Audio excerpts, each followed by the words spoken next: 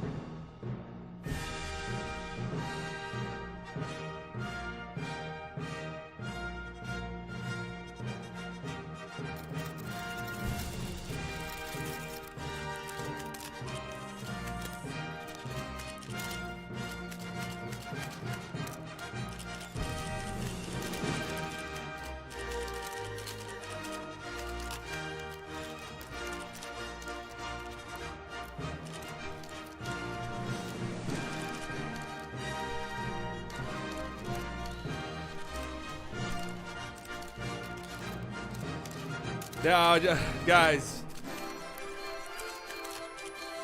I know what you're thinking. I know what you're thinking. Slightly, shouldn't you be in Paris right now? Look, I know. Somebody as tan as you and somebody as broad as you and with as strong of legs as you surely is in an Olympic sport. Believe it or not, no. Believe it or not, no, I'm not. I'm not there. Been following along, no. I have been following along. Now, if I were to be an Olympian, fuck it. What is this?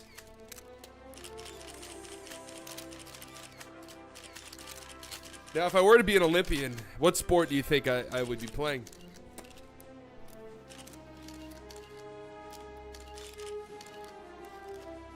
Want to hear in the chat. The answer might surprise you. Shot put? No. Did try that.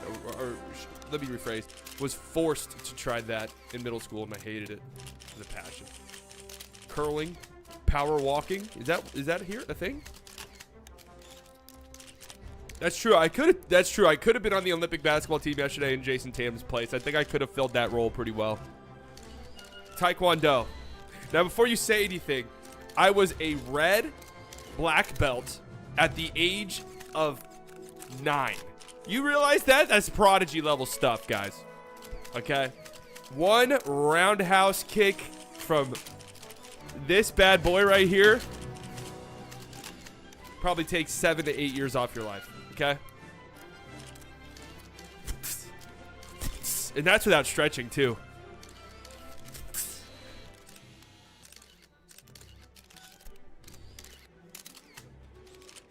Just keep that in mind. That's without stretching. I've been watching the Olympics, man. It's been a lot of fun. Just earlier was watching. Don't know if you guys been watching. Was just watching the China USA women's volleyball game. And damn, that got intense. Damn, that got intense. I have the men's gymnastics on right now. I did watch some women's gymnastics. Was watching some archery. Don't know if it translates to TV for me. Couldn't really get going there. The shooting is pretty hilarious to watch because they're kidded the fuck out. I don't know if you guys have seen this or not. Let me see if I can pull it up. Okay, thank God. I just started shooting on Twitter without really even thinking twice about it.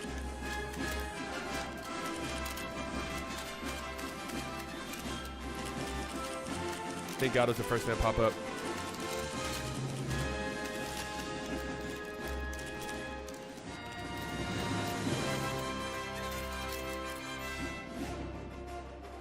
Look at this shit, man.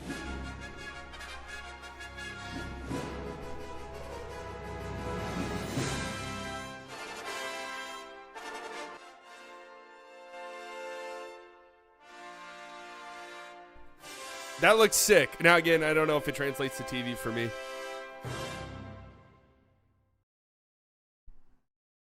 Don't know if it translates to TV for me. No, volleyball is fun to watch. Been watching handball. I mean, I will stand on business that is absolutely one of the more interesting sports in the world, and that there's a timeline where that sport kind of becomes popular over some other sport. I was thinking about that yesterday. I was like, what chain of events led to this sport becoming more popular than this sport? Feels like it's almost sort of luck in a way. Like, I don't know. It seems feasible to me. It seems feasible to me that handball could have become a big sport at some point. It's a little goofy, but. So the off topic, you got me into playing basketball at 28. Thank you. Well, you're welcome. Speaking of playing basketball, I will be participating in the Mavericks Twitter basketball tournament. That's right. The Mavericks Twitter basketball tournament. I will be participating in that. B-Dot's here. He will be on my team. As will be Tim Cato. That's right. That's right. You've heard it here live. Ladies and gentlemen, Slightly Biased has joined the Mavs Twitter tournament. His teammates will be B-Dot and Nick Cato. How far will they go in the tournament? Well, if it's not first place, then there's going to be some heads that are rolling. And we've heard reports that Slightly Biased has been dealing with a ankle/heel injury on his left heel area that we're unsure what it is. Could it be an Achilles issue? Could it be a heel issue? Could it be something else? We're not quite sure. He's going to try and gut it out. He might not dunk in this tournament, which is something he typically does do when he plays, but he might not be able to dunk in this tournament. Just something to keep in mind if it is streamed live somewhere and you don't see a dunk, that's just due to a heel injury.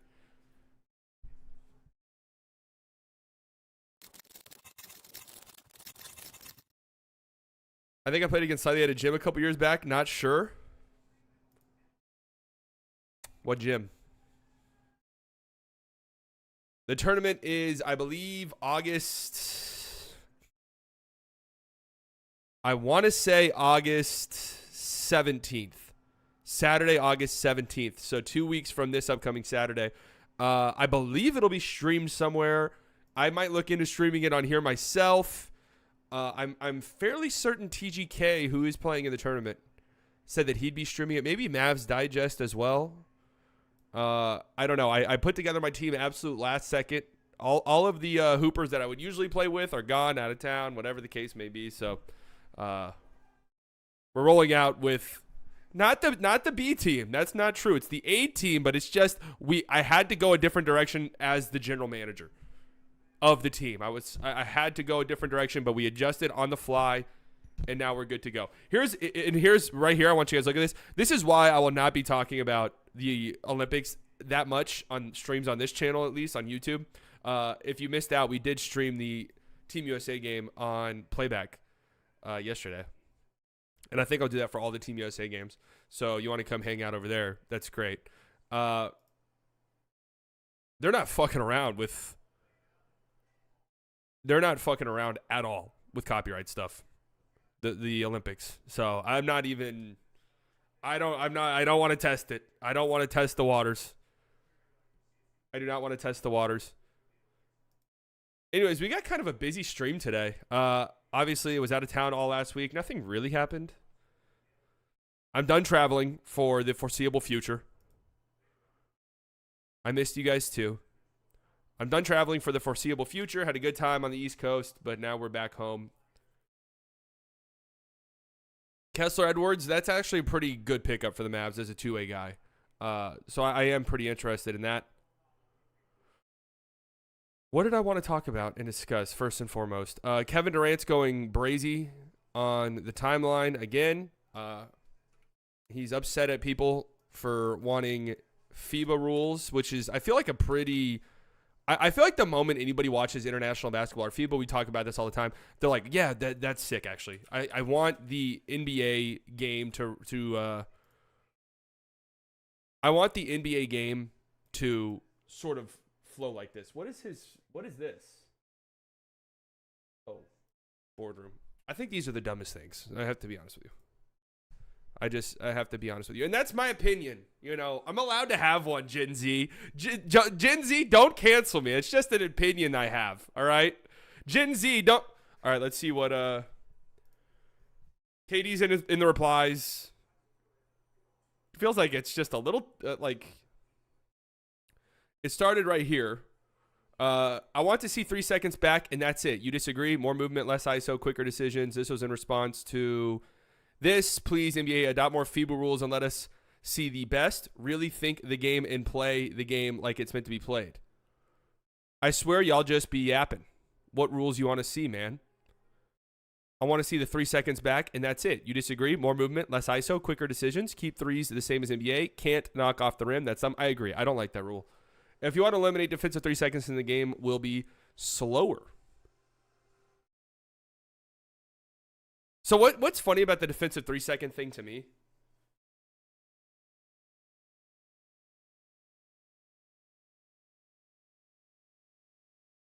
is people bring this up all the time as like a way to help the defense in the modern NBA. How would that help the defense? I don't know. Like the team spaced the floor so much that just having a guy packed in the paint. And keep in mind, the FIBA courts, international courts, are smaller dimensions wise.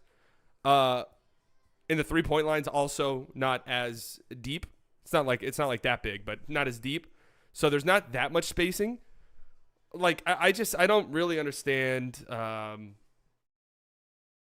people want that and how they think. The rim help defense would be a step or two faster. That is true. So maybe that would curtail the drive and kick game that so many offenses are predicated on in today's NBA. But I've never really thought that it was something that would dramatically change the game. Now, I don't disagree with that. I'm 40, so I'm late 90s basketball, but more schemes and quicker decisions offensively, not as much holding. NBA is fine, man. LO, it's the best product in the world with the best players, period. Would love to see it. I'm watching y'all do now. The beauty of basketball is not calling all them sets, but playing off instincts and letting the talent dictate the game. Getting out in transition, driving and kicking, playing random basketball. You want trick play every possession like it's football. That's not why our game is beautiful. Now, I agree with Kevin Durant on this. This is why I also am a big believer in the idea that coaching is, by and large, pretty overrated in basketball unless you are an absolute shit to your coach or an absolute elite god level to your coach. And I think what more so goes with that is player development stuff rather than like actual sets and stuff within a game. And defensively, I think coaching matters a little bit more. Is that, yeah, the NBA players, they're the best in the world. They're the best decision makers in the world. You're not going to run plays every single fucking time down the court. That's stupid. You're just going to let these guys do what they do. You have schemes. You have sort of an offensive identity. But that's it. You don't see set plays every time. You hardly ever see set plays unless it's out of a timeout or it's an end of game situation. I've been playing FIBA for 15 years and I've seen some of the nastiest flops. Flopping is bad across all sports, genuinely. I don't know what. Random basketball. You're not comprehending what I'm saying. You can randomly set a screen, randomly back cut, randomly make a pass to an open man. Focus on what I'm saying. Life is always about balance. Running a set play every time won't work either. That's true. Who said X's and O's don't belong in the game? I get 100% what Kevin Durant is saying here. People are misinterpreting him. All right, so whenever I say I want the game to resemble more FIBA, there's not a lot of rule changes that I would want, to be honest with you. There's almost next to none. I like how I don't like how you can tip the ball off the rim. That's a gimmicky shit. I don't really like it, to be honest with you. It wouldn't affect me that much if they changed it, but I just don't think that's that great of a rule that they should look to implement. The defensive 3 seconds, I don't like that either. They need to get rid of that. I do like that the FIBA game is more physical. They do allow a little bit more physicality. I mean, if you watch any NBA game, you notice that the moment you tune in to a FIBA game. Like you notice it immediately. It's one of the first things that pop out. I do like that. What I like the most, okay, and this has nothing to do with the rules or anything like that. This has to do with American capitalism. What I like the most is, and you guys can see how we're slowly getting to slightly political, right? We're slowly segueing into it. What I like the most is how the game flows for the consumer. For me, as a consumer, the game just flows better. It's more interesting to watch. There's much less stoppage time. There's much less time spent in commercial breaks and in timeouts. The timeouts are shorter. The time spent in commercial breaks is shorter. It's just a more enjoyable watch for me. And that's why. Now, here's the thing. All major American sports are completely and totally built. The product is entirely built around stoppages and giving you timeouts and ads. That's it. Like, that's just the truth. Okay. They are all built and designed to have huge commercial breaks. There's TV timeouts in basketball. The 30-second, 60-second timeouts are really 4 or 5 minutes, right? So we can spend time in a commercial break. So I just, it's hard. It's hard to watch at times. And then you watch FIBA, and boom, next thing you know, it's halfway through the third quarter. And it's like, holy shit. This is just boom, boom, boom. What about soccer? You can have split screen ads. Yeah, somebody tweeted me that they were upset that they had split screen ads during the game, but the game wasn't going on. They were showing the commercial. They were just like showing the team in the huddle. You realize that the alternative to that is just not seeing that. It's just being at a commercial break. It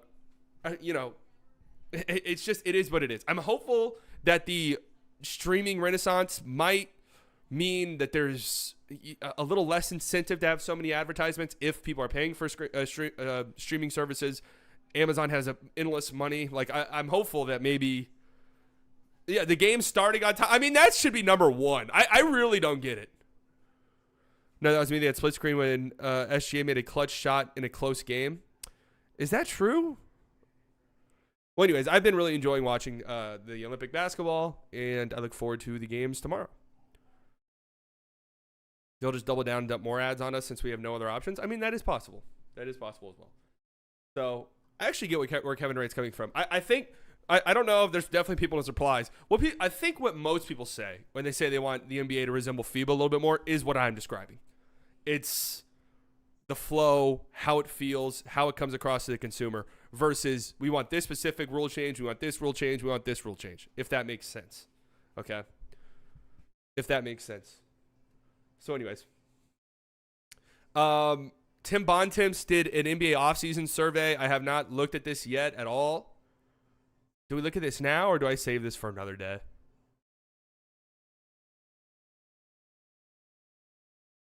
Do I look at this now or do we save this? I'm not sure yet. What do we think? Now? Well, I have a PowerPoint. I have a PowerPoint. The classic. Let's look at it now. New ESPN story with the NBA's offseason virtually over. That's crazy. Our annual offseason survey is back. TGK, I was wondering earlier, are you going to be live streaming the Mavs Twitter tournament? People are asking. Taking a look at the best and worst summers for teams across the league, individual transaction, overall trends, and more. Let's see. NBA teams have spent the summer trying to catch up with the champion Boston Celtics with some especially significant offseason activity from their Eastern Conference rivals. Now that the dust has mostly settled on 2024 offseason, ESPN had the chance to chat with 18 NBA coaches, scouts, and executives. All right, 18 NBA scouts, coaches, and executives. Let's get to business. Who had the NBA's best offseason? The 76ers with 8 votes, the Knicks with 5, the Thunder with 3, the Celtics with 2. All right, so in my opinion, the Thunder had the best offseason. That would just be my personal opinion. I do think the Mavericks are up there, but they didn't get a vote. I get the Sixers. I get it. I can't say they had the best offseason, though, to be 100% honest with you. They got Paul George, which is great. They're going to be paying him a lot of money. I'm not totally and entirely convinced that it's going to work, but they did do a good job, though. They did do a good job. The reason why I say the Thunder did great is because they addressed the exact areas of weakness that they had. The guy that they got fits like a glove, and they're going to be a very good basketball team. And they got Alex Caruso. So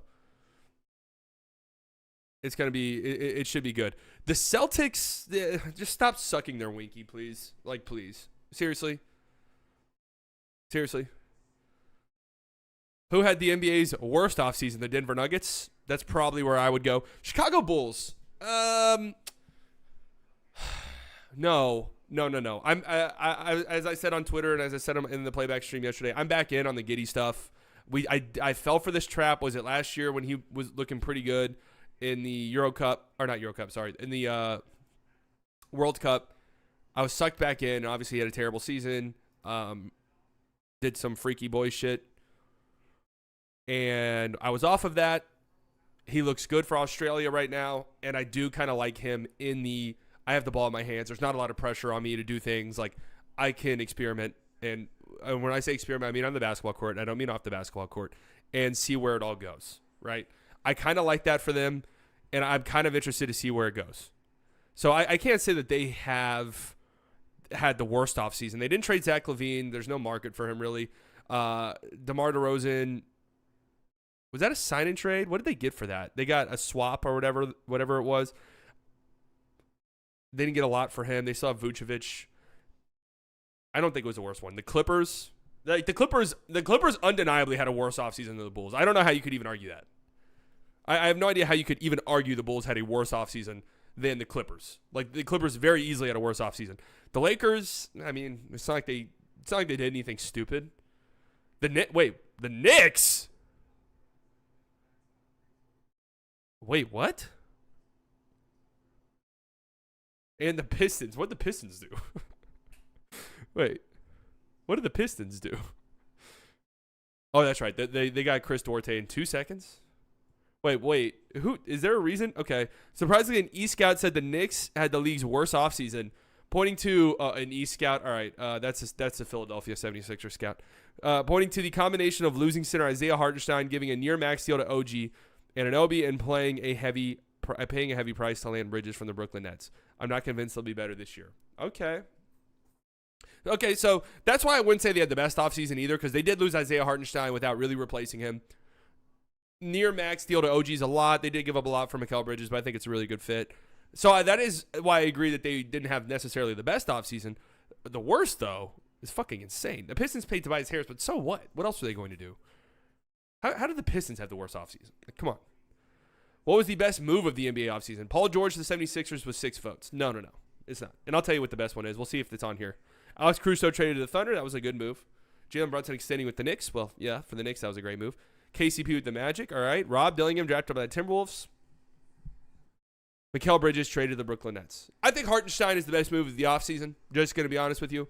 Paul George obviously changes things for the Sixers, but I guess we'll have to wait and see the age, the contract. There's some risk to it. But, they did do a good job. I'm not saying it was a bad move. It was a great move. I think Hartenstein's the best move of the offseason personally for me. But, yeah, all of these are good. Worst move. Here we go. Chicago's part in the DeMar DeRozan trade. Sacramento's part in the DeMar DeRozan trade. Okay. So why was it so bad for Chicago? Like, I get that they didn't sell high on DeMar DeRozan when they had an opportunity to, potentially. But, I mean, why was it so bad exactly? I guess the idea is that the Spurs got Harrison Barnes. Like, the Spurs, it feels like, got more just for being involved in the trade. Sacramento's part in the DeMar DeRozan trade. All right, well, that's just somebody who doesn't like. 3 people voted that. Paul George signed by the 76ers was the worst move of the NBA offseason. All right, these takes are all over the place. Denver losing Atavius Caldwell-Pope. Mikal Bridges traded to the Knicks. Okay. Pelicans trading for DeJounte Murray got a vote. Interesting. Mobley's extension. Interesting. Lakers in activity. Isaiah Hartenstein's on here. Okay. Chicago's part in the Alex Caruso, Josh Giddey deal. Worst move of the NBA offseason. Out of all of these, what do I think is the worst? Probably Denver losing KCP, if I'm being honest with you.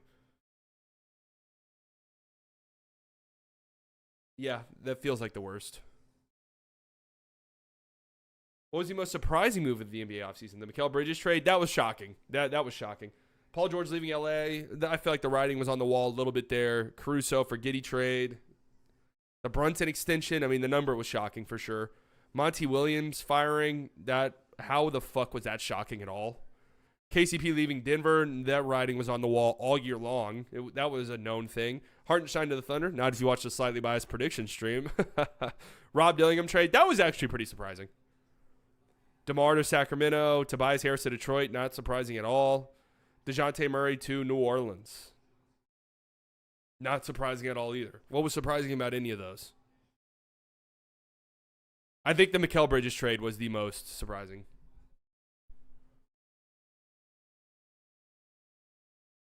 What was the biggest trend of the NBA offseason? Teams navigating the new luxury tax aprons, 12 votes. Yeah, teams being stuck, general inactivity, 3. That happens all the time, though.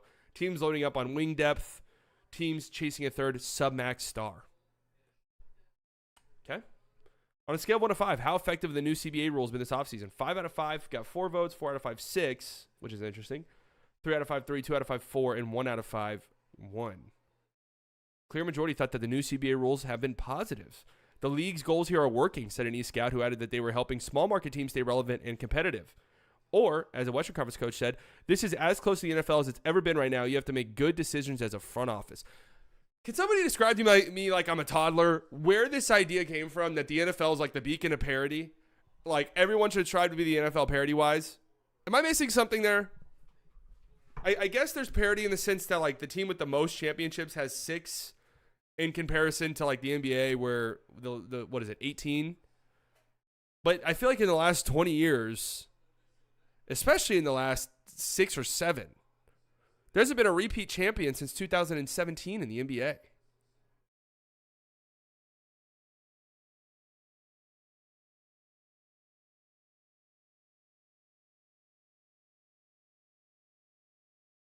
NFL is so weird because good players randomly get cut.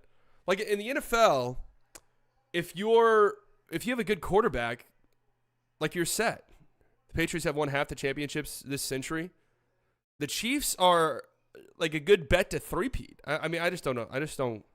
If 2/3 of the league is just under the first apron, I think that's an example of the new rules not working. There's no flexibility in my opinion. I think that I still think we're kind of in wait and see mode. But man, I feel like it's guys like Tyus Jones and Gary Trent Jr. getting minimum contracts. That's the sign it's not really working out for the players, at least. And then you have teams like the Suns who are, it theoretically should not be able to do anything, but they're still able to go out and get a starting level player like Tyus Jones on a vet minimum contract because the market is so dead. Will there be increased tanking ahead of the 2025 draft? Yes, no. Yes. Who's saying no to this?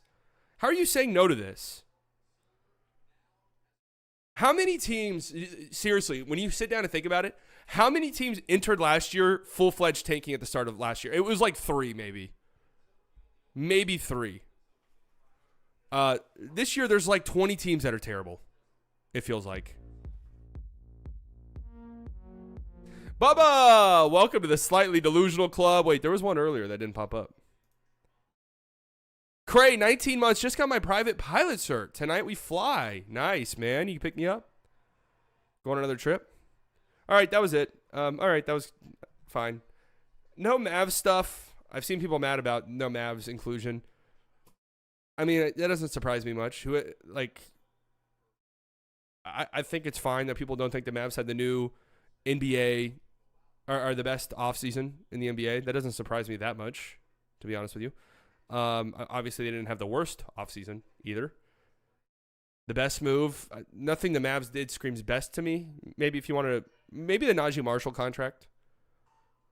The worst move, I mean, nothing the Mavs did was bad, in my opinion.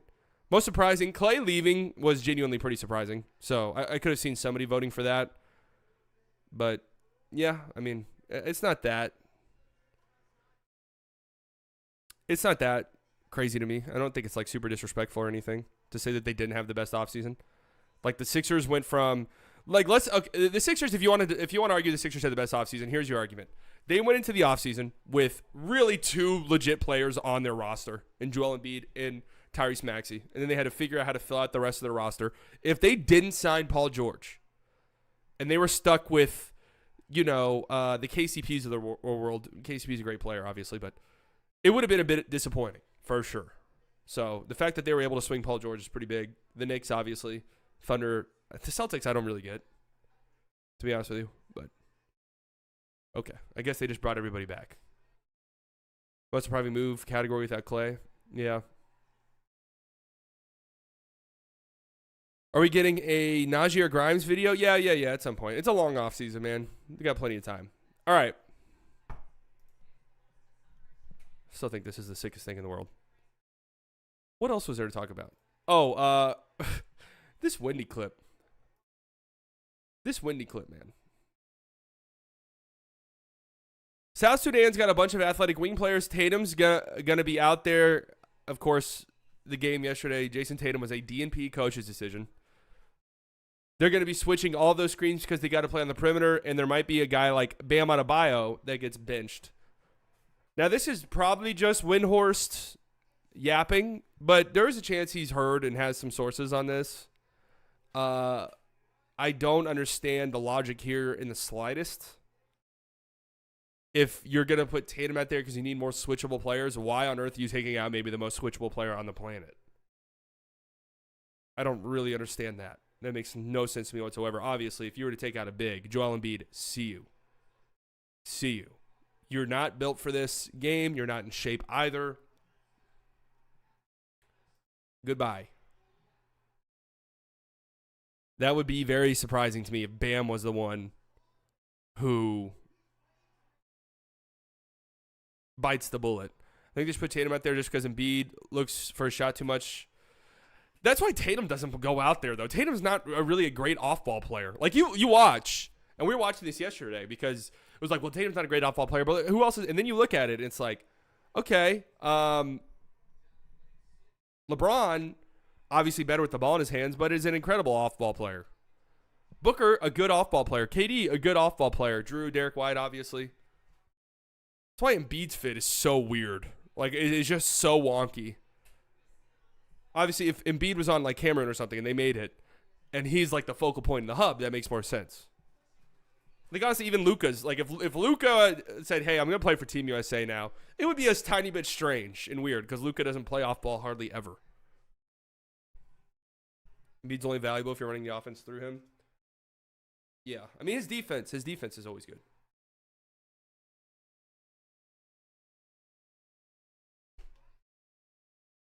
Does anyone believe the conspiracy theories that Kerr is trying to sabotage?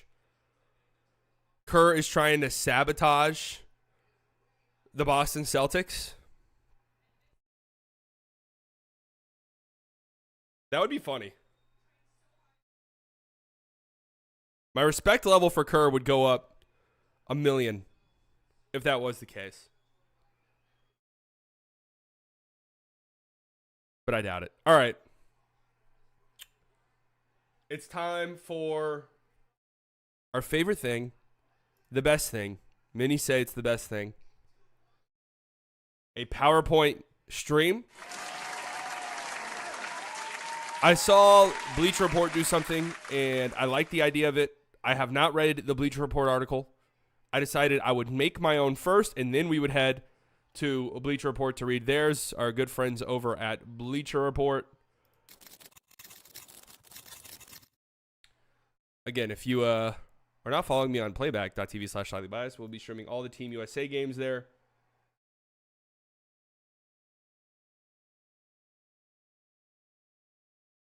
Here is the article in which I'm describing. My message didn't pop up. Yeah, why is that? Here you go. Bubba, 14 months in the Slightly Delusional Club. 14 months with the best sports analyst of his era. Any era. Any era. Ultimate NBA 5-year redraft using 2019 through 2023 classes. So no, are you going to stream the bracket? What do you mean the bracket? Playback only has the Team USA games and then the semifinals and finals, I think.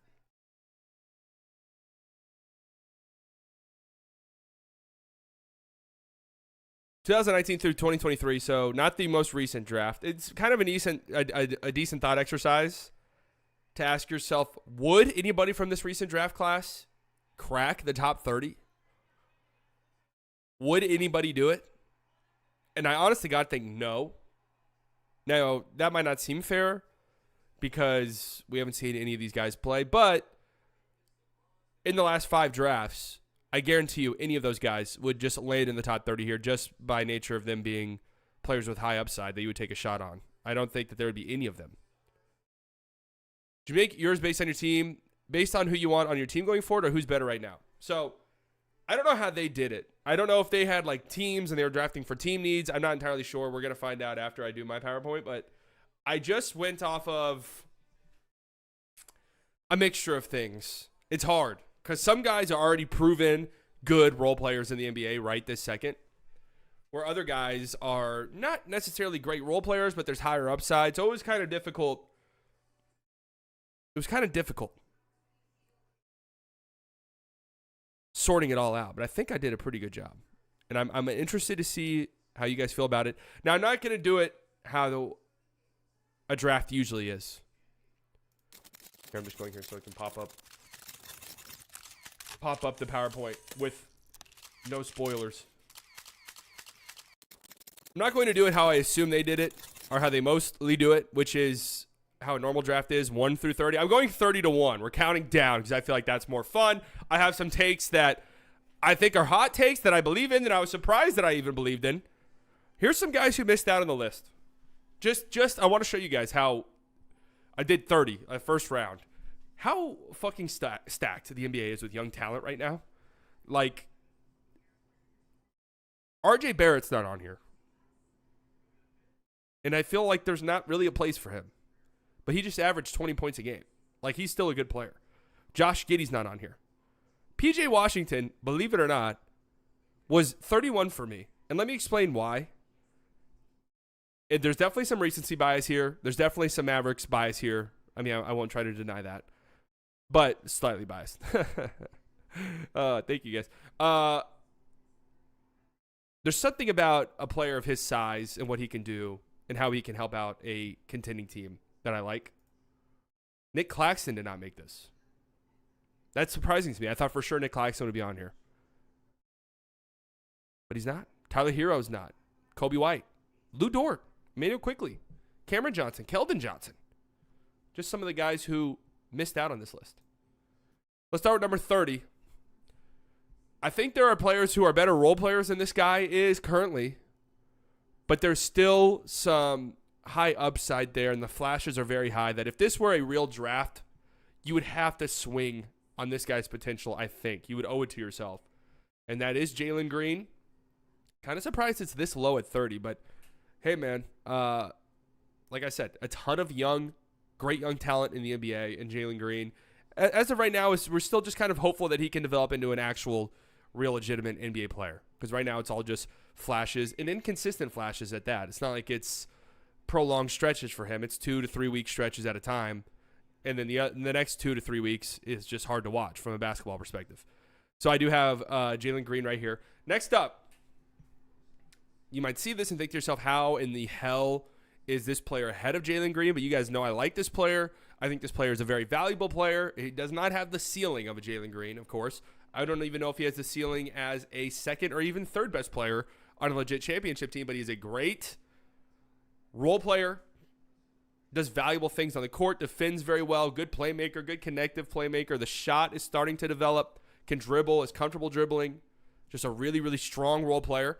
And that is Mr. Deni Avdija, who, of course, is now on the Portland Trailblazers. I should actually have the drafts that these guys are in pulled up, but that feels like it's too much work at this point. What was 2019 Deni Avdija's draft? Yeah, I liked Deni Avdija, to be honest with you. I think that he's just a valuable player to have on any NBA team, especially an NBA team that's trying to win at the highest level. And unfortunately for him, he has yet to be on a team like that. I'd be very interested to see how he looks on a team like that. But yeah, I think he'd have to be in the top 30 here. I think he should absolutely be a first-round pick. Next up, Avdija over Emmanuel Quickly. So Emmanuel Quickly was a tough snub. Yes, reason being, okay, Quickly, smaller point guard. Am I entirely sure that Quickly is the guy I want to be the engine of my offense if I'm really, really trying to win? I'm not entirely sure just yet. Not to say he can't reach that, because I do think he could, but I'm not entirely sure just yet. And if he's not, then we're just talking about a middling starting point guard or a backup guard off the bench, where Deni Avdija, Deni Avdija could be plugged into a championship contending starting lineup like this, and there's no second guessing it at all. This is going back to 2019. I could see the argument for Quickly over Jalen Green, for sure. I could see the argument. This guy was an undrafted player, the only undrafted player on this list. 6th Man of the Year winner. Naz Reid, high quality image right here. We only do the best here at the Slightly Biased Studio Network. Too low? No, it's not too low. Trust me. Naz Reid, obviously a bench guy. I would like to see how he fully looks as the starting center, or maybe even 4. But just a really talented offensive player for his archetype and his position. By the way, I got a new tattoo. But his archetype, his position, sneaky good defender as well. Naz Reid, I think, definitely deserves to be on here. Are we okay with that? Naz Reid being included on this list? I think so. Next up, I was kind of surprised how low this guy was. Naz Reid above Avdija? Yeah. I mean, what Naz Reid provides offensively is it changes the dynamic for teams. It changes the dynamic. I need to get an Australia tattoo. I'll do that at some point. I promise. It's going to look fucking stupid now that Josh Green's not on the team, but that's my fault. That's on me. That's on me. Yeah, thank God he missed that game winner. You are right. Keegan Murray. Now, this might seem low, but we're starting to get into some heavy hitters here. I feel like from this point forward, I think all of these guys have to be on Bleacher Report's list. I'd be shocked if any of the guys from this point forward are not on the list. Keegan Murray had real flashes last year, being like a great, legitimate 3-and-D wing. This does feel low. I agree with you. But there's guys directly ahead of him that you could argue. So you buying 2K25 or nah? Probably. Am I excited about it? Not overly. But probably though, yeah. Surprised this guy is low on every single guy. But I mean, it goes to show how many good young players there are. It just goes to show. But what's the potential, the upside of Keegan Murray? Kings fans will tell you all-star. I don't necessarily see that. Maybe he sneaks into one, maybe, but I'd be a little bit surprised if he were an all-star at any point in his career. Third option on a title team, yeah, I think that's totally fair. I think that's totally fair. Now I could see an argument for Keegan Murray being over this next guy, but the size and the floor spacing, the shooting combined with the length and the defense, this is a player that you'd have on any team and be happy about. Has he been paid yet? That's Trey Murphy. Can just pull from 30 feet away from the basket. Ultimate floor spacer. Good defender. Love me some Trey Murphy. Needs to be in the starting lineup at some point in the very near future. And by very near future, I mean opening night of the 2024-2025 season. Same ceiling. No, Omax. Yeah, Omax just missed this list, believe it or not. Just missed out. Naz Reid is better. In a vacuum, maybe Naz Reid's a better basketball player, but if I'm just drafting and I'm going off of, all right, roster construction, how do I fit this guy into my team? I think Trey Murphy's just an easier fit on pretty much every single team that there is. Like, it's just, boom, he fits in like a glove. Same with this guy right here, Jalen Johnson, who is just sort of blossoming. Is blossoming into, I'll talk about where Luka would be when we get to the end of the list, is blossoming into a very, very interesting player. A very, very interesting player. A do-it-all wing who can play make, who can shoot. Just kind of a jack of all trades. And if his development continues the direction it's going in, there's all-star upside here.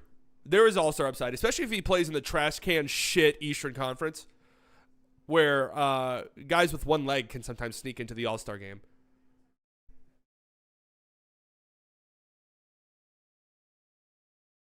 So Jalen Johnson would go here. I'm interested to see if Jalen Johnson's on the Bleacher Report one. Next up, 24, it is Herb Jones. I mean, this guy's one of the best defenders in the entire NBA. Offensively, there's room to grow, and I don't know if he's going to grow into it. Just not that great of an offensive player. But defensively, absolutely one of the best defenders in the league. You know, great point of attack defender, can guard the other team's best player, is versatile, can switch, can do all of the things you want a defender to do. Herbert Jones comes in right here. Way to go, Herb.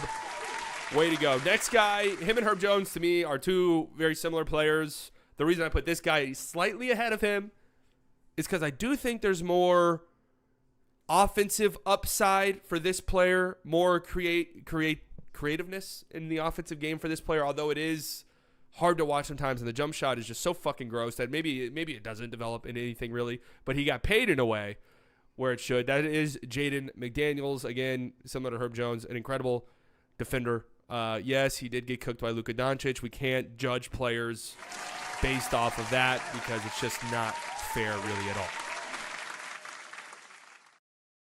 It's just not fair to judge players based off of what Luka Doncic did to them. Because I know that's something that would be said. Is he a Luka stopper? No. That was something that was said about him. Very clearly not.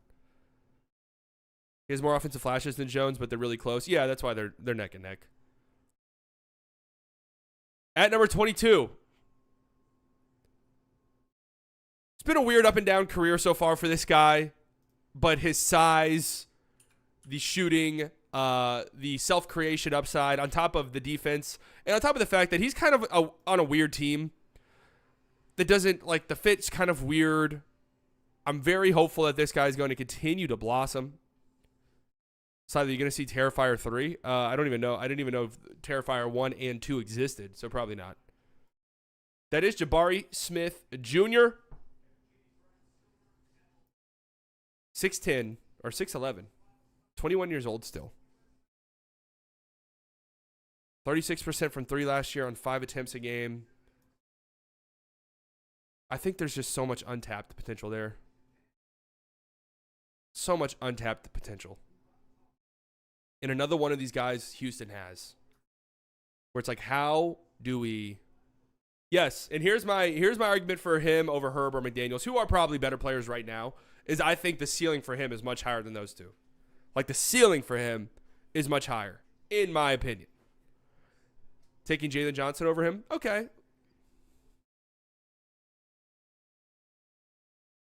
This next player...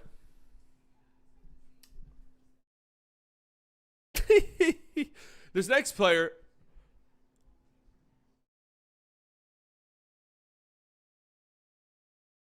just had a great rookie season. The defensive upside might be limitless. Offensively, what can be tapped into, we're not entirely sure.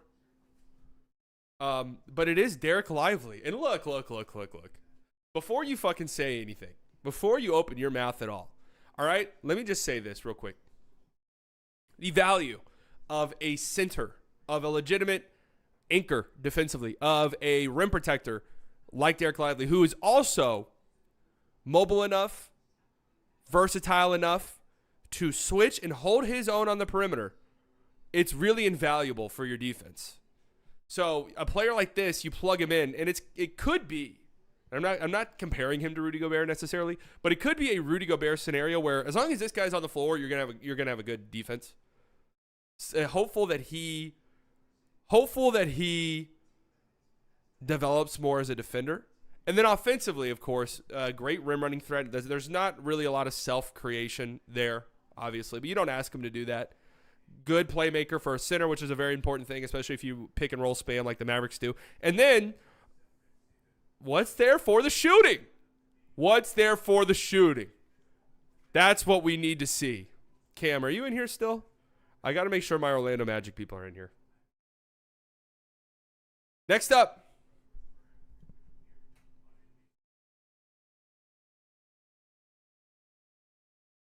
Is Mr. Jalen Suggs, who is one of the best defenders in the entire NBA, obviously. Just made an all-defensive team. Just shot around 40% from 3. Good connective playmaker. I'm pretty bought in on Jalen Suggs, as evident by him being 20 right here. I feel like I don't need to explain myself much here at all. Suggs over D-Live. Yeah, I mean, I think Suggs is a better player right now than Derek Lively, to be honest with you. This next guy, this might feel low to you for him. I waver on whether or not I believe in this guy at all or not, to be honest with you. Whether or not I think this player's archetype is something you can build around and actually win. I'm still not totally convinced. I do think he's a good player, though. In a certain circumstance and scenario where you hand the keys to him offensively and he is your engine, then it makes sense. But if there's other guys that you want to get going and other guys that you think you want to be your primary ball handler and play initiator, then it gets a little bit strange.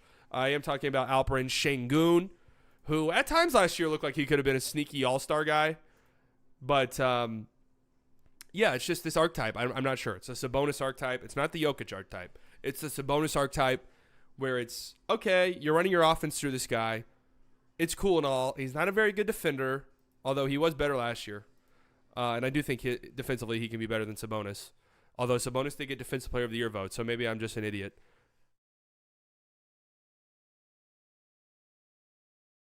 I don't know. I feel like with Şengün, you're either like all the way bought in or you're not. I just... What if he ends up like Wood and was just putting up stats on lottery teams? No, he's better than Christian Wood. He's better than Christian Wood. Okay. He just is. Well, we're getting to some heavy hitters now. We're getting there's like a pretty big tier jump coming up here. because a lot of guys moving forward either are already all-stars or have very, very, very clear all-star ceilings. Desmond Bane comes in at 18. It feels weird him being here because he is older. But he was drafted in the 2019 draft, obviously. Or, I'm sorry, the 2020 draft. But he's 26 years old. So I don't know if you're getting like a super young guy.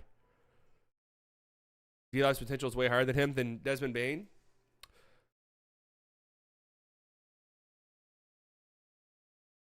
Obviously, Bane's one of the best three-point shooters in the NBA. 23 points per game this past season. I don't want to get too deep into the weeds here because I'm doing another hot take video tomorrow that's pretty much going to mostly be about the Memphis Grizzlies. But Desmond Bane is a great player. Was a sneaky borderline all-star guy this year. Then he got hurt. Obviously, the Grizzlies were terrible. It's going to be very interesting to see what they look like next year. What the step forward Desmond Bane took as a self-creator at times this past season when nobody else was there. So Desmond Bane goes right here. My guy comes up next.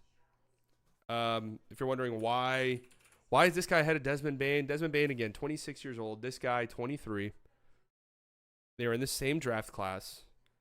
He's been injured a lot of his career, unfortunately for him, but really showed so many flashes last year. Got some most improved player votes. I picked this guy as a sneaky most improved candidate every single year. I'll continue to do so. Devin Vassell. Yeah.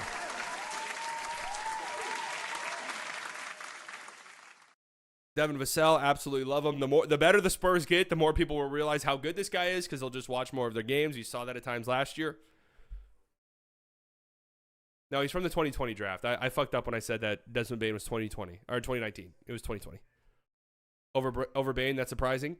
I like his upside more. I mean, I think that Vassell could blossom into a better player than Desmond Bane.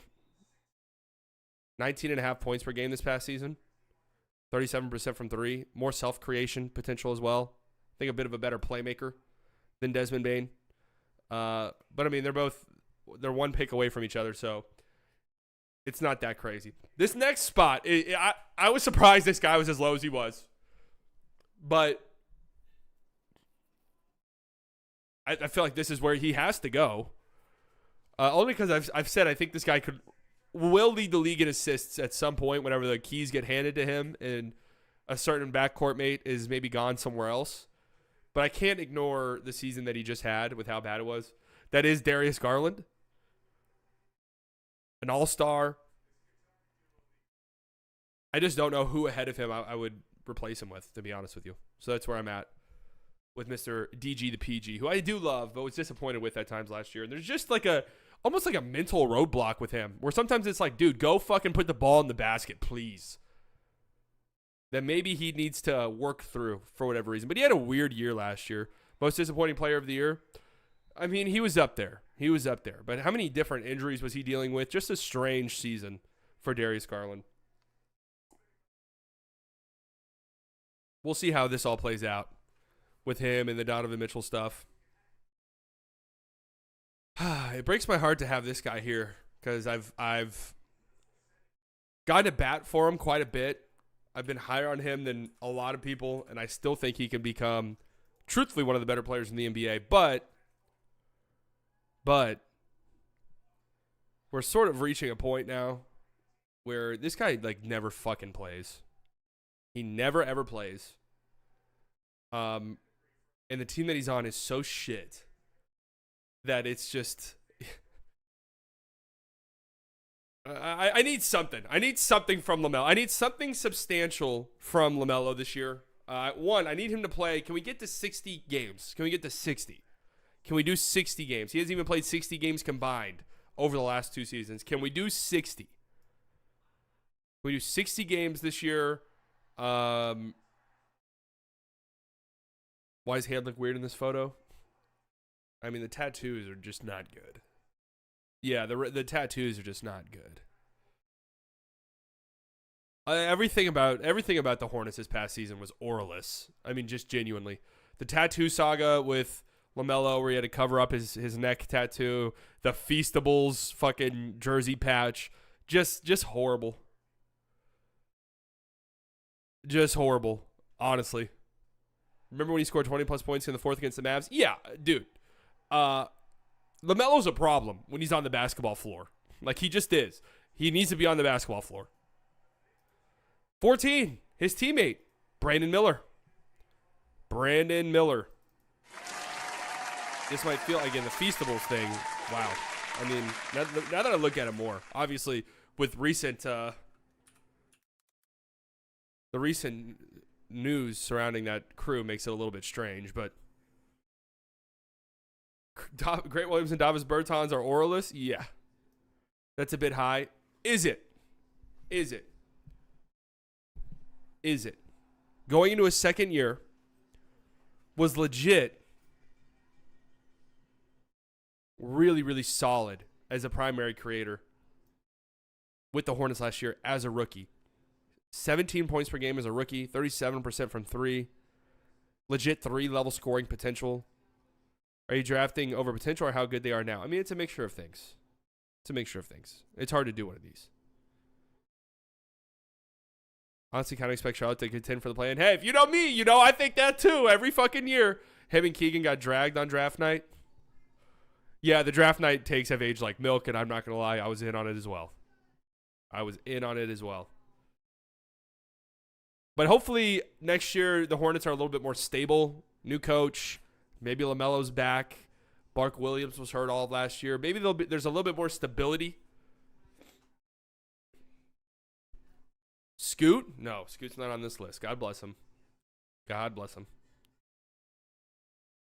Next up, I have so much stock in this guy, and you know what? I'm buying more, and I'm buying all-star stock for this year. You heard me. I'm buying 2025 NBA All-Star Game stock for this player. I think their team's going to be that competitive, and I think that he's going to have a great season. That is Mr. Franz Wagner.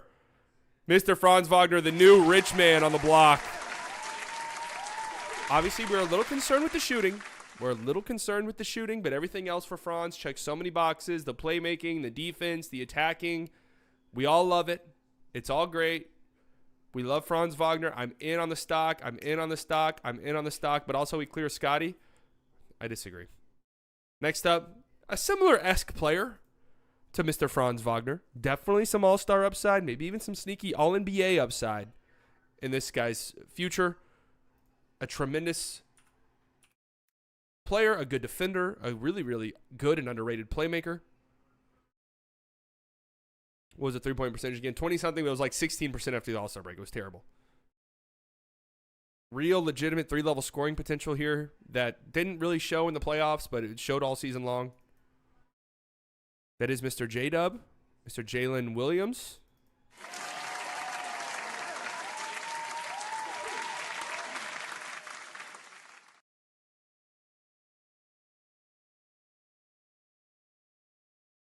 What's wrong with this one?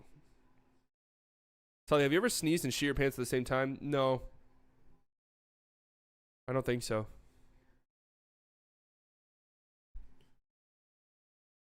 I don't believe so, no. Now, and I thought about having these two guys below the next guy on this list. That's Tyrese Halliburton. It seems unfair. Here's the thing. I don't want to forget about what Tyrese Halliburton did before the hamstring injury, where he was actually an MVP candidate. A great playmaker, an offensive engine that just feels like if he's on your team, you're probably going to be a top 10 offense. Seems low as fuck. No, it's not low as fuck. I promise you that. There's some concerning stuff. Like when the game is slowing down, the self-creation is not that great, to be honest with you.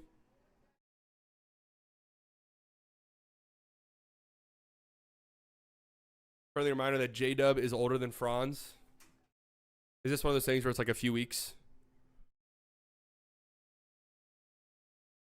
I feel like this is fair for Halliburton. You can definitely make some arguments over some of the guys ahead of him, but he needs that pace. Yeah, he plays with great pace. I mean, he's a great passer, a great playmaker, all of this stuff. He's a fantastic player. Him being 11, again, just goes to show how stupidly talented the NBA is right now. And number 10, all right, that's not a very good, that's not a friendly picture for Zion. Number 10, it is Zion. Obviously, if this were just purely based on talent and talent alone, Zion would probably be in the top 5.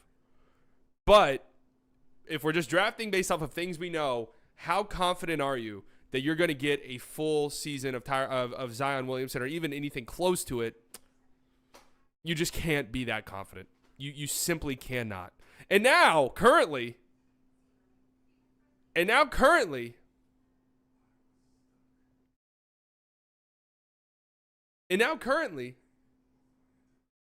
might be the center.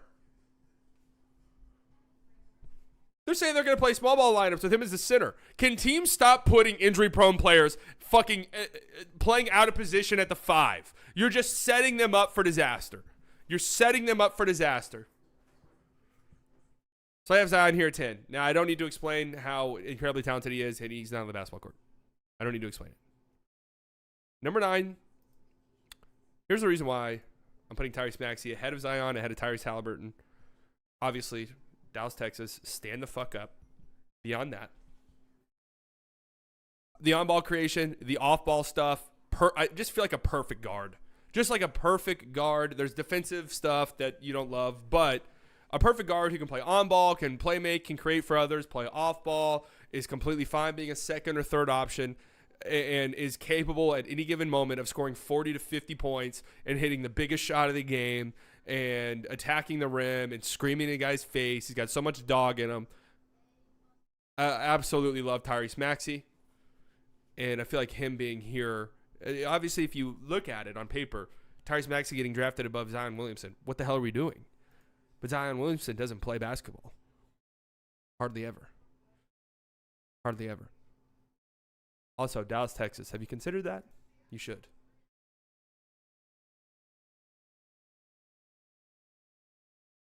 Evan Mobley at number 8. Stock is a little bit down for me. Tremendous defender, obviously. That goes without being said. Offensively, it's going to have to take a step forward. It just simply is going to have to, or else he's not going to reach that ceiling. But defensively, absolutely one of the best defenders in the entirety of the NBA. What did he finish last year as a rookie in defensive? Was it second? Was he second last year in DPOY voting? Third. Finished third. Ain't no way above Maxey. Yes, let me explain why. Mobley, upside, fully realized, which is possible, is a good playmaking connective player who can play at the 4 or the 5. A good, strong, connective playmaker, which is a very important thing in the league, who showed signs last year that, hey, you know what? I will shoot the 3. I can space the floor. And there is some scoring upside that has to be realized for him to reach his potential, where it's maybe 20 points per game, maybe a 20-point-per-game player who is one of the best and most versatile defenders in the entirety of the NBA. That's incredibly valuable. That is incredibly valuable right there. What you described is a massive championship-level piece, okay? Hasn't showed any offensive improvements over 3 years. That's not true. His shooting definitely took a step forward last year. His shooting absolutely took a pretty decently sized leap a year ago. I'm taking Hallie over Mobley. That's just me. That's completely and totally fair. It's completely and totally fair. I do think that the fully realized version of Mobley is a much cleaner fit in a championship contending team and just what is needed from a championship team versus a Tyrese Halliburton level player where it's the really bad defensive point guard. Is he really that versatile? Yes, he's a great defender. All right. Let's just do it. Let's just do it. I'm here and I'm ready to die on this hill. Absolutely. I'm buying all of your stocks. I'm buying all of them. I'm buying every single Cade Cunningham stock that there is available. I'm such a massive believer in Cade Cunningham. I need you to understand the level in which I believe in Cade. Dallas, Texas, obviously, stand the fuck up. Cade over Hallie and Maxey, yes. And let me say why. I think Hallie and Maxi's potential and top tier potential of where they can be. Partha, thank you for the 22 months. The Crown Prince of Arlington will be anointed. Dallas. We'll just call it Dallas. I think the highest form of Tyrese Maxey and Cade Cunningham, Tyrese Halliburton is second, third team All-NBA, which is absolutely nothing wrong with. You're top 10, top 15 player in the NBA. Cade, in my opinion, it's hard with all the guards in the NBA, but I guess they don't do that anymore. Is a first team all-NBA level player upside. It's there. I see it. He's obviously been hurt. I mean, that's a big thing too. I feel kind of bad because I've given like Zion and LaMelo shit for not playing, and this guy also doesn't play very often. 64 games his rookie year, 12, 62. But don't sleep on Cade Cunningham, please. I'm on my hands and knees begging you. There is some Luka-esque stuff to his game, just the size, the playmaking, all of this, the scoring. By this logic, the highest form of Zion should be second. Here's the thing. Zion's also been in the league 2 years longer than Cade, so the track record of being injured is longer.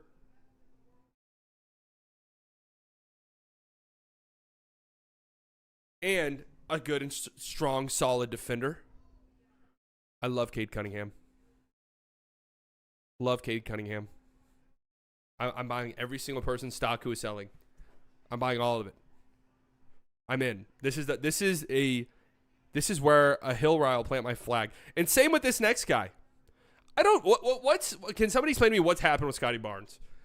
Because I remember his rookie year. There was like some real, this is a guy who could be an MVP. This is a guy who could be an MVP talk. Where like, is it just like because he's a weird goofy guy that people are off on Scotty Barnes? I don't get it. No, he's not too high. He's not too high. He's not too high.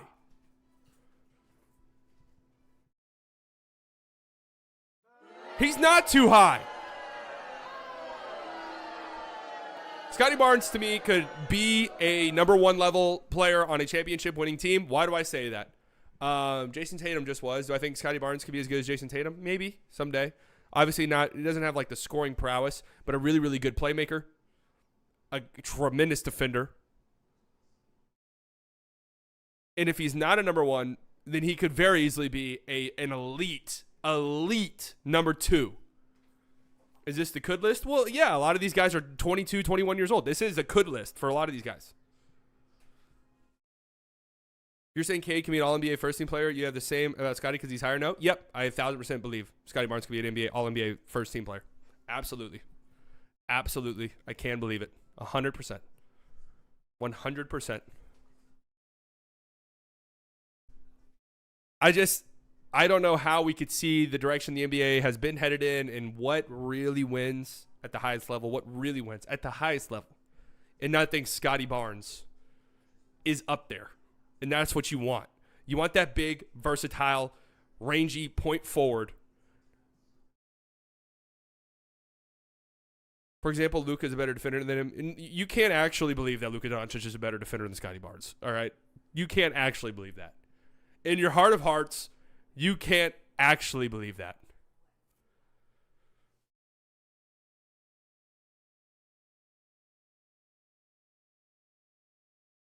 You can't seriously believe that to be true.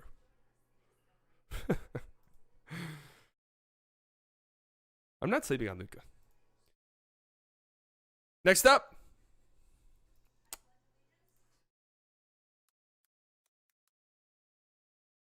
The rest of these rankings were hard. I actually toyed with this guy being number 2 on the rankings, but he ends up here at 5, which really doesn't seem fair to him necessarily, but damn. The guys ahead of him are insane. That is John Morant. Now, not really fair to John Morant. He just played 9 games this past season. An All-NBA player, obviously. He's gotten MVP votes the last 2 healthy seasons he's played in. He's a great player. Like a top 10 player. When he's on the court and playing, around that 10 to like 14 range. And I'm not sure he gets above that necessarily. I'm taking Scotty with some of that off-court stuff. Yeah, I mean, I guess that would be a concern. If you're doing like a full draft, but we'll just assume he learned his lesson. Wait, Chet over Ja. We'll talk about it when we get to Chet. We'll talk about it, okay? Ja Morant, obviously an incredible scorer, an uber athlete, one of the best athletes the NBA's ever seen. The shot's not necessarily there. I mean, when he's like trying, he could be an okay defender, a tenacious defender, just kind of a pesky defender, but he's not a good defender either.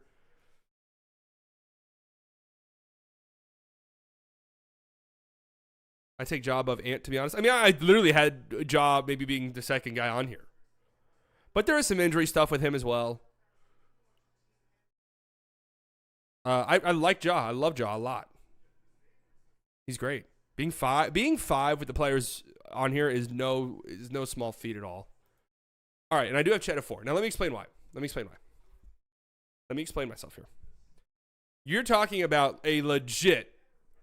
If it were not for the fact that Victor Wembanyama is in the NBA now, you're talking about a guy who could win multiple Defensive Player of the Year awards on top of a guy who is a legit floor spacing threat, and the dribble creation, the on-ball creation he has at 7, a real legit 7 foot, is insane.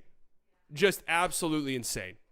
You're talking about an MVP level player. That's what you just described with Chet Holmgren. Now, obviously, there's some other things, like he doesn't rebound that well for his size. He does need to put on some weight, obviously. Why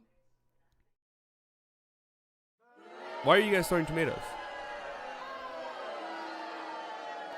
But you did just describe an MVP level player.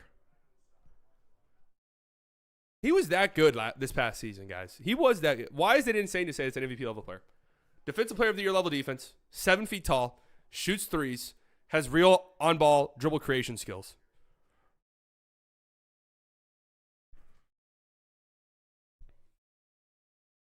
I'm excited to see what he looks like. All right, so we all know who the top 3 is. 74% of his points were assisted, though. There's nothing wrong with that.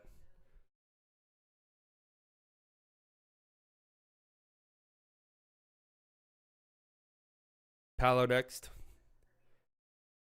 So at number 3, I have Anthony Edwards. Anthony Edwards is a tremendous basketball player, obviously, an absurd athlete. You guys know how much I have love in my heart for Anthony Edwards. The MJ comparisons, I think, are unfair to him. I don't think he reaches that level as a player. Obviously, like it feels like that doesn't even need to go without fucking being said, and that's not a slight on Anthony Edwards at all. But we've seen playmaking growth out of him. Obviously, when he locks in, he's a tremendous defender. And his defense really helps the Timberwolves go, and that's why they're so good defensively. The on-ball creation, he's just completely and totally unguardable. Completely and totally unguardable. Bonk, 20 delusional months of slight racism. Wait, what? What? Overrated defender gets away with too many fouls?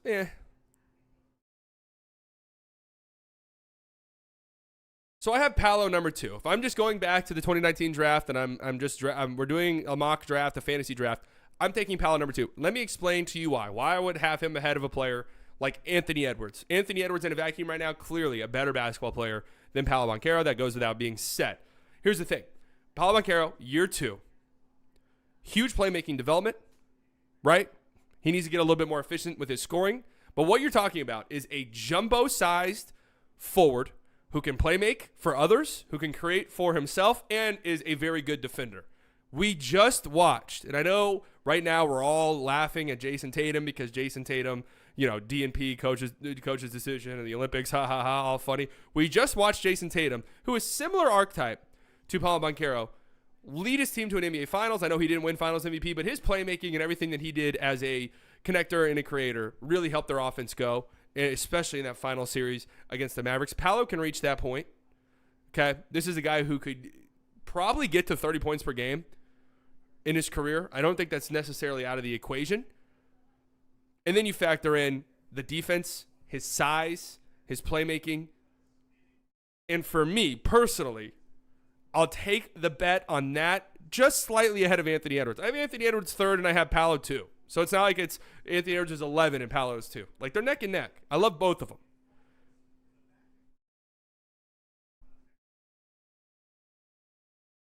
But I would take the risk. I would take the shot. Who's the worst player you could replace Jason Tatum with and win the NBA Finals? I mean, I think the Celtics win the NBA Finals with Paolo. I think Paolo would have reached the finals on the Celtics team. Yes. 100%. 100%, yes. Scotty Barnes, yes.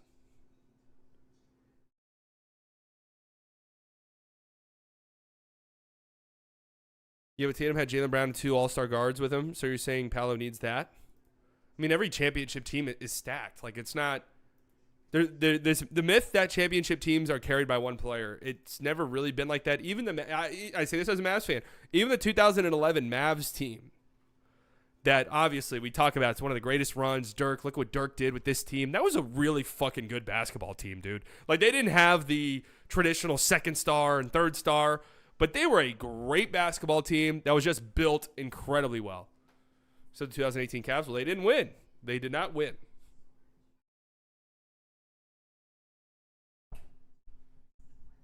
So I had Paolo 2, and then Wemby 1, and I feel like just putting Wemby at 1 is a disservice to Victor Wembanyama. The gap is so extreme, the gap is so incredibly extreme that it made me think of this question, and this might be insane.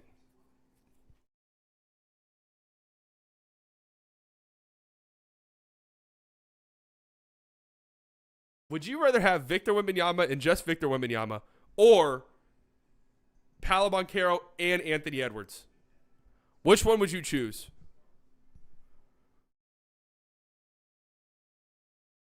Because I low-key think I would choose Wemby. I low-key think I would just take Wemby. Because I think Paolo and Ant, there are pathways to where those guys can win like an MVP at some point in the NBA. I'm not bullshitting. I know everyone's high on Wemby. I'm higher than everyone. Wemby has, like, Wemby's GOAT potential is very clear to reach if he's healthy. Like, if he's healthy and doesn't finish his career as around a top 5 player in the history of the NBA, I think it'll actually be a little disappointing, and I'd be a little bit surprised. I think I'd actually be a little bit surprised. Are you taking Wemby over Luka in a super draft if you have the first pick? All right, so let's do the Luka part in this. That's tough to say. Here's the thing. Luka, 6 years in the NBA, 5-time All-NBA first-team player, MVP votes 5 times, top 6, I think, in MVP voting 5 times, has been to a conference finals twice, has been to the NBA finals once. How could you in good faith pick Victor Wembanyama over that? You know? Like we already know what Luka has turned into. With still 25 years old, still time to grow and develop. If it's injury off, Wemby, guaranteed injuries off. I mean, do you guys realize what the fuck we're talking about? Some people don't understand what we're talking about when we're talking about Victor Wembanyama. Some people don't get it. Top 5, come on, man. Are you guys aware of what Victor Wembanyama did as a rookie? Are you guys aware when he got put into the when he became just the starting center and the Spurs kind of stopped fucking around a little bit? They still fucked around because he was on a minute restriction the entire time. But when from like Christmas onwards, when they were like, all right, you're the starting center, we won't mess around anymore with the Zach Collins debacle. Wemby was like easily a top 10 player in the NBA. Easily from that point forward. As a rookie. From Christmas onwards, 23 points per game, 10.5 rebounds, 4.5 assists, 4 blocks, a steal and a half a game, 35% from 3 on 6 attempts. As a rookie.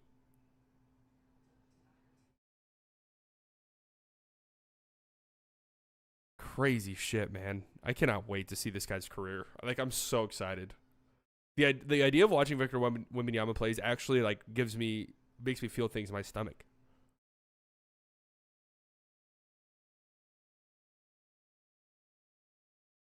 To laugh at him being like his potential being top 5 is crazy. Where's Trey on this list? If you go back to the 2018 draft, it adds a lot of players. But then that does become weird. I even think going back to 2019 is a little bit much because like it's hard to compare like Zion and Ja to like Chet.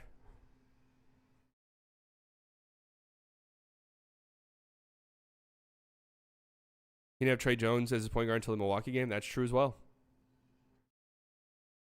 For the Spurs to go from Robinson to Dunkey to Wemby makes me feel him as a Mavs fan. Yeah. Rather be lucky than good sometimes. Would Shea be number 3 of 2018? Again, it's so hard to compare the 2018 guys. I mean, probably, yeah. No, Shea would not be above Wemby. Shea would not be above Wemby.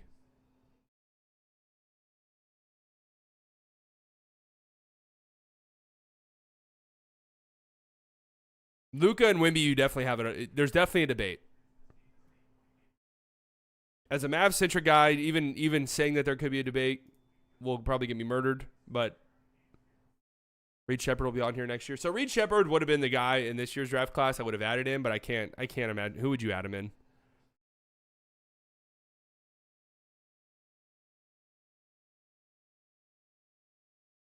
All right, so that was mine. Think. Welcome. I want to see Bleacher Reports.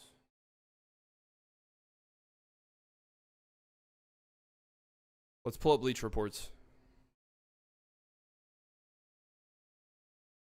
All right. I have not read this. Cooper Flag on the Spurs, dude. That would be so stupid. The NBA actually should step in. I think the NBA should flag going to OKC or the Spurs. Either scenario, the NBA would have to step in, I think. I would say the Spurs. Reason why I say that, obviously the Thunder are a much better team, but those two being together, I don't know how they lose a lot of games. Please, it has to be the East. It has to be the East. The Nets, the fucking Wizards, the Pistons, please. The Hornets, please. Let them enjoy, let them have some fun. All right, let these shit teams have some fun for once, please. I think Cooper Flag is that good, yes. Like, obviously, I don't sit down and watch much high school basketball, but the Clippers better be good. Yeah, you're not lying. All right, let's see what they have. The 2019 through 2023 NBA draft classes have already made indelible marks on the league, and players contained within are primed to be the association's torchbearers for the decade to come.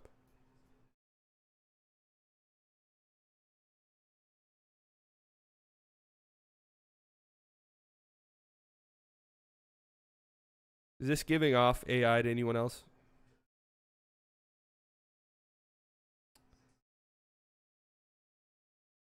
But who's the best of the group? To find out, Bleach Reports, Joey Ackley, Jay Dunbar, Dan Favali, Grant Hughes, and Brian Toporek held a mock draft with this 5-year sampling of talent as the player pool. Each franchise got one pick, and the team order was determined by regular season win percentage over the last 5 years. The majority of cases, our stand-in general managers took a best player available approach, but as the draft unfolded and major talent changed jerseys, teams needs produce a few surprises. Oh, okay, so they drafted based off team needs. All right. So Wemby goes number 1, obviously. Ant number 2, obviously.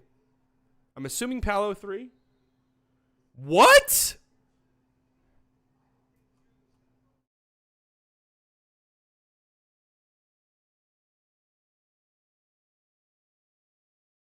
Wizards lack a cornerstone point guard. Okay. That's nuts. That's fucking crazy. I'm sorry. There's no way how they can be 3 here. There's just no way. That's the thing. Wizards lack a cornerstone anything. Why would the Wizards be drafting just purely based off of fit? Told you you're underrating Hallie? No, they're overrating Hallie. Tyrese Maxey at 4?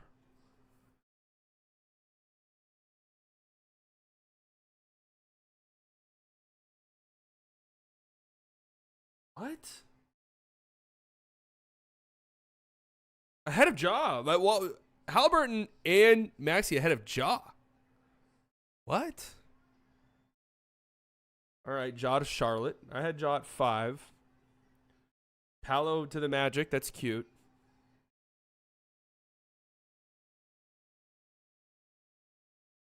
Would the Orlando Magic trade Paolo Banchero straight up for Scotty Barnes, Zion Williamson, or Chet Holmgren? No. What the fuck? Absolutely not. Zion at 7. Chet at 8. Okay. Scotty at 9. All right. Şengün all the way up at 10? Really?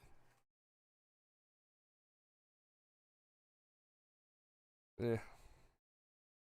I feel like this is a personal preference thing. Don't hate that. Yeah, I mean, if you're a big believer in Şengün, that's fine.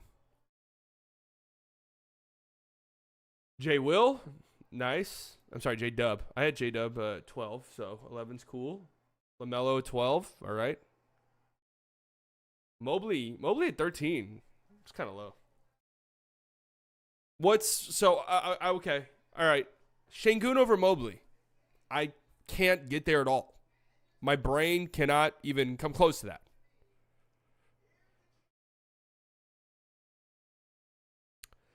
My brain can't even begin to process that. Too hard to build around a center with bad defense. That's kind of where I'm at. Jokic is a huge exception. Well, Jokic is also a legit all-time great offensive player. Maybe arguably the best offensive player ever.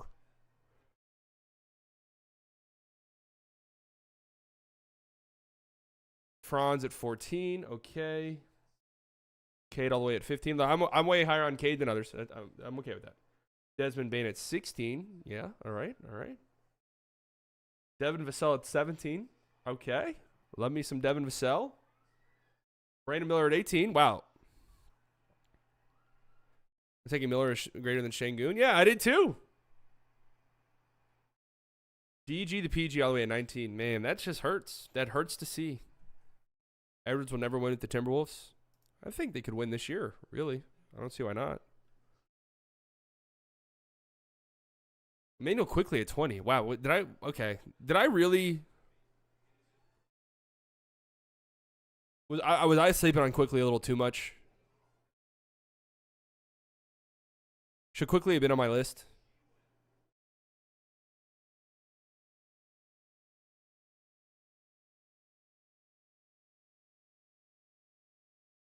Can you explain the Vassell hype? Maybe it's just because I don't watch the Spurs that much. Just a perfect guard to have. I've seen people compare him to D-Book. I don't think. D-Book's a really good playmaker. But off ball, on ball.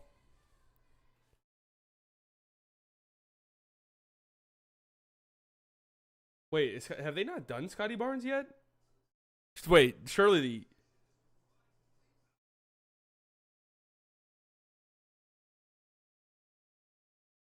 Hey, Derek Lively is on here. Andrew Nimhard, okay. Wait, so I'm just scrolling because... No, they did Scotty Barnes. He was ninth. All right, you guys scared me for a second. You guys scared me for a tiny bit. All right, Emmanuel quickly. Here.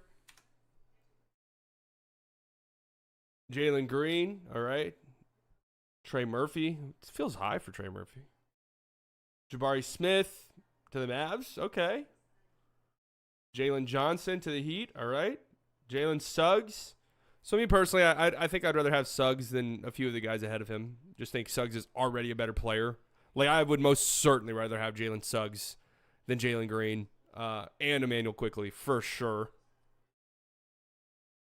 Without even thinking twice about it. I guess I could see the argument for guys like Trey Murphy and Jabari Smith, who are just bigger players. Jalen Johnson, too. Derek Lively at 26. Nice. That's actually surprising. All right. Nimhard is a little bit surprising here. I guess their idea is that Tyrese Maxey's gone in this exercise. What do they say about D-Live? Let's see. If you were to ask me what the Suns need more between a standout 3-and-D wing and a huge athletic shot blocking center, I'd lead towards a 3-and-D wing, so I understand if you can't believe I passed on Herb Jones here.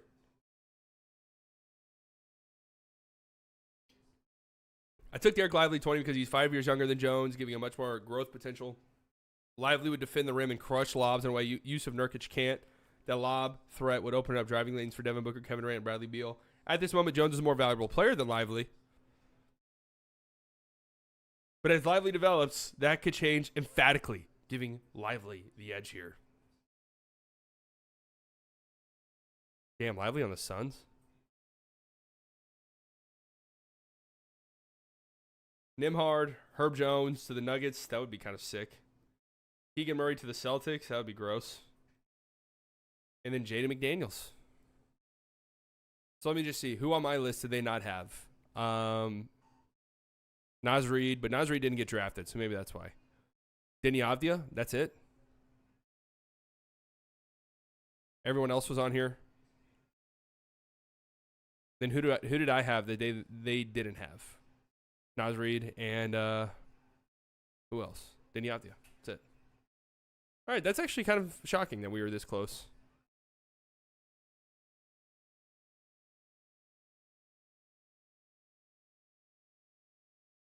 I'm surprised at Halliburton at 3. Halliburton at 3. So did you see the Uncle Drive? I did see it. I blocked any account that posted. I don't like opening up my Twitter and I'm looking at fucking either straight up murders or attempted murders. I don't go back. Let's go back in time to when that shit was not allowed on the internet in any real way. I just don't. There are certain instances where I think it's important for stuff like that, but very rarely. Very rarely.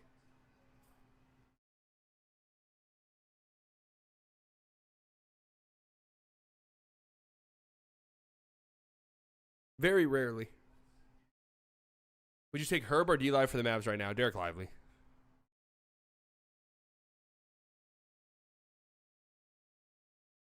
The 8 trade would have made it possible.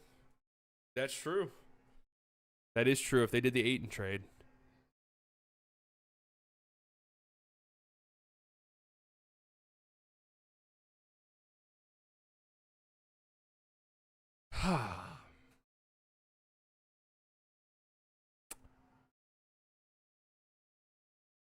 I can't get over the Halliburton thing. Can't get over it.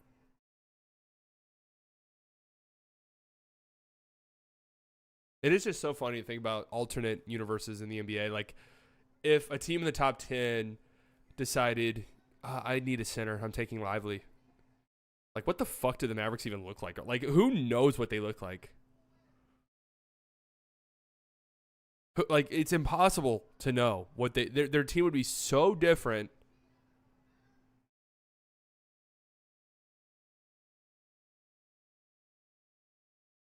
So different that I can't even wrap my head around it. This 2021 NBA draft was 3 years ago today. God. That was so weird when that's this shortened season. Who would you redraft from the top 5? Well, we basically just did this. Cade number 1 still for me, easily.